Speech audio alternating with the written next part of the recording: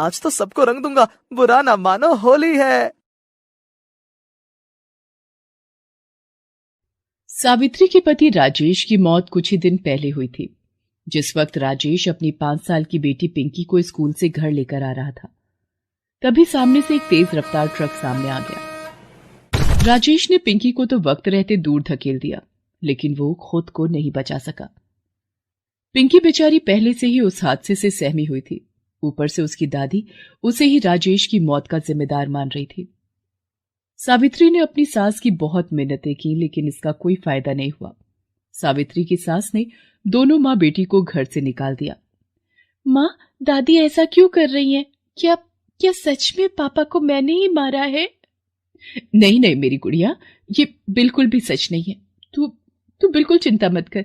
मैं हूं ना तेरे साथ। हूं ना। सावित्री ने अपनी फूल सी बच्ची को गले से लगा लिया और ये मान लिया कि अब से उसका और पिंकी का इस दुनिया में एक दूसरे के अलावा कोई नहीं है। वो पिंकी को लेकर निकल पड़ी। अपने कानों के कुंडल बेचकर सावित्री ने कुछ पैसों का इंतजाम किया और फिर शहर आ गई। सावित्री को उम्मीद थी कि शहर में उसे कोई ना कोई काम तो मिल ही जाएगा, लेकिन ये इतना आसान भी नहीं था। सावित्री और पिंकी सारा दिन काम की तलाश में शहर की एक गली से दूसरी गली भटकते रहे। फिर एक जगह अचानक पिंकी रुक गई और सावित्री से बोली, माँ, वो देखो, वो गुजिया है ना? हाँ पिंकी, है तो गुजिया ही। माँ, मुझे गुजिया खानी है। पिछली बार होली पर आपने कितनी अच्छी गुजिया बनाई थी। सावित्री अपना बटुआ खोलकर देखती है। उसमें बहुत ही कम पैसे थे, लेकिन फिर भी वो पिंकी को गुजिया खिलाने ले जाती है, क्योंकि लंबे वक्त से पिंकी ने उससे कुछ नहीं मांगा था। वो शहर के एक बड़े हलवाई श्यामलाल की दुकान थी, जो होली की खास मिठाइयों से सजी हुई थी। भैया, ये गुजिया कैसे दी? ये 350 रुपए की 1 किलो। अच्छा, और वो वाली? वो 400 रुपए की 1 किलो है। भैया, एक गुजिया कितने की दोगे? क्या कहा? एक गुजिया? लग ही रहा था मुझे। तुम जैसे फटीचरों की किस्मत ऐसी नहीं कि मेरी दुकान की गुजिया खा सको। भैया, हम मुफ्त में थोड़ी ही मांग रहे हैं, बच्ची का मन है खाने का। अच्छा, तो ला, पूरे 20 रुपए की है एक गुजिया, ला दे। सावित्री फौरन अपने बटुए से 20 रुपए निकालकर श्यामलाल को दे देती है। श्यामलाल के पास अब कोई चारा नहीं था। उसने एक गुजिया पिंकी को थमा दी। गुजिया देखकर पिंकी बहुत खुश हो गई, लेकिन फिर, थू माँ, ये गुजिया तो बिल्कुल भी अच्छी नहीं है। मुझे आपकी वाली गुजिया खानी है। ये देखो, इसे कहते हैं बंदर क्या जाने अदरक का स्वाद। मेरी दुकान में खड़े रहने की औकात नहीं है और मेरी गुजिया को बेकार बोल रही है। अरे भैया, आप नाराज मत हो, बच्ची है। वैसे भैया, आपकी तो इतनी बड़ी दुकान है, कुछ काम मिल जाएगा क्या यहाँ? अब बोली ना असली बात। अब वैसे एक काम है तेरे लायक। यहाँ दुकान के आगे साफ सफाई कर दिया कर।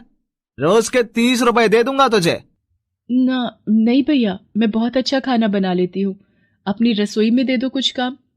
ओहो हो, मेरी रसोई में काम करेगी? जाकर आईने में शक्ल देख अपनी। तुझे पता भी है शहर में कितना बड़ा नाम है मेरी दुकान का।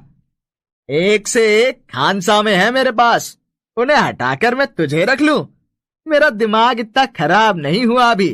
अब तू भी अपने दिमाग को ठिकाने पर ला और निकल मेरी दुकान से। न जाने कहां कहां से आ जाते हैं। श्यामलाल सावित्री और पिंकी को अपनी दुकान से बाहर निकाल देता है। सावित्री को उसके बर्ताव से बहुत दुख होता है, लेकिन फिर भी वो हिम्मत नहीं हारती। अब वो घर घर जाकर काम की तलाश करने लगती है और फिर एक जगह। देखो, तुम्हें पहले खाना बनाकर दिखाना होगा। मेरी बेटी को पसंद आ गया तो ठीक है, वरना मुझे माफ करना। वो क्या है ना, मेरी बेटी के खाने को लेकर बड़े नखरे हैं। आप चिंता मत कीजिए मेम साहब, मुझे उम्मीद है कि बेबी जी को मेरे हाथ का खाना पसंद आ जाएगा।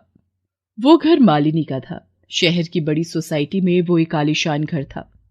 घर के हर काम के लिए अलग अलग नौकर थे वहां, और वहां अब सावित्री को अपनी जगह बनानी थी।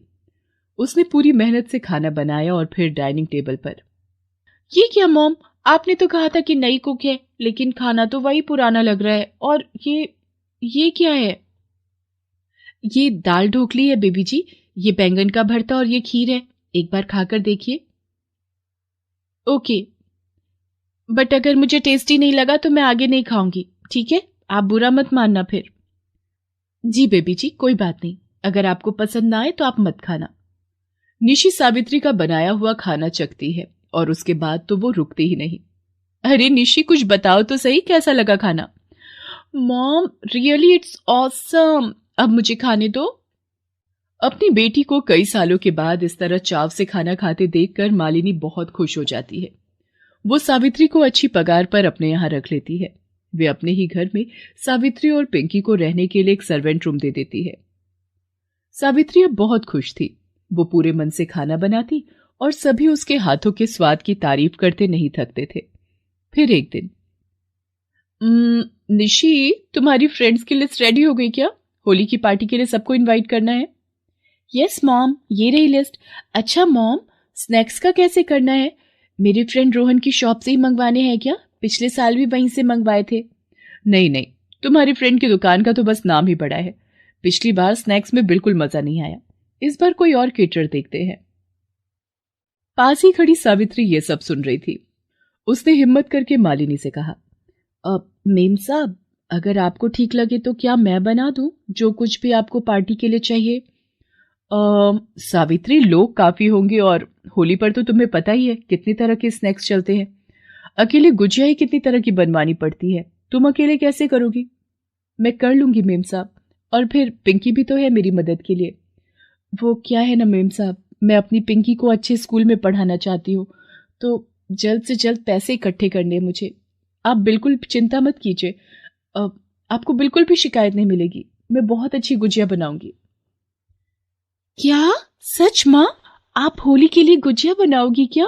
वाह, अब तो मजा ही आ जाएगा। पिंकी की बात सुनकर मालिनी और निशी मुस्कुराकर एक दूसरे को देखते हैं और सावित्री को ही पार्टी के खाने की सारी जिम्मेदारी सौंप देते हैं। होली के त्योहार में बस 2 दिन ही रह गए थे। सावित्री जी जान से तैयारियों में लग जाती है। पिंकी भी उसकी पूरी मदद करती है। फिर होली के दिन, वाओ निशी, सच में यार, ये गुजिया और ये लड्डू, ये तो गजब के बने हैं। वैसे तुमने सही किया जो पापा की केटरिंग नहीं रखी। लाओ, इसी बात पर एक गुजिया और खिलाओ। ये देखो, वैसे तुम्हारे पापा बाहर ही खड़े हैं, अगर उन्होंने सुन ली ना तुम्हारी बात तो सोच लो क्या होगा। निशी की बात सुनकर उसके सारे फ्रेंड्स हंसने लगते हैं। दरअसल रोहन किसी और का नहीं बल्कि उसी श्यामलाल का बेटा था, जिसने एक दिन सावित्री को अपनी दुकान पर काम देने से इनकार कर दिया था। साथ ही उसे काफी बातें भी सुनाई थी। वो भी मालिनी के घर पार्टी में शामिल होने आया था। ये क्या भाभी जी, इस बार पार्टी का ऑर्डर हमें नहीं दिया। इस बार मेरे यहाँ ऐसी गुजिया बनी है कि लोग गुजिया के साथ साथ अपनी उंगलियां भी खा जाते, पार्टी की रौनक बढ़ जाती। वो सब छोड़िए भाई साहब, लीजिए पहले ये गुजिया खाकर बताइए कि कैसी बनी है। श्यामलाल मालिनी की दी हुई गुजिया खाता है और उसे खाते ही उसके चेहरे के हाव भाव ही बदल जाते हैं।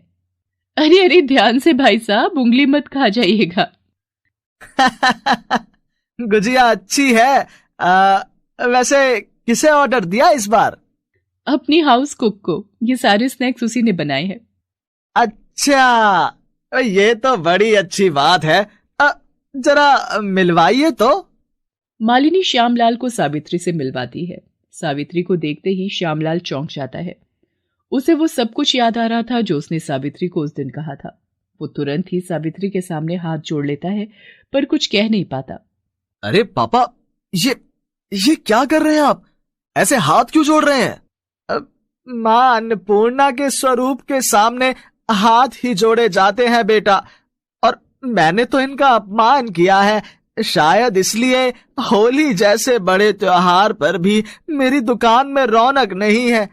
इतना कहकर श्यामलाल की आंखों में आंसू आ जाते हैं। उसे अपने किए पर बहुत पछतावा हो रहा था। वो सावित्री से माफी मांगता है, साथ ही उसे अपनी रसोई में काम करने का ऑफर भी देता है।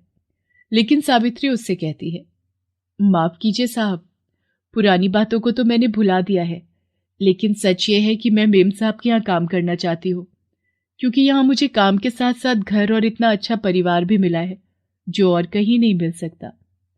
हम माँ बेटी की होली मेम साहब की वजह से ही मन पाई है, तो हम उन्हें छोड़कर कैसे जा सकते हैं।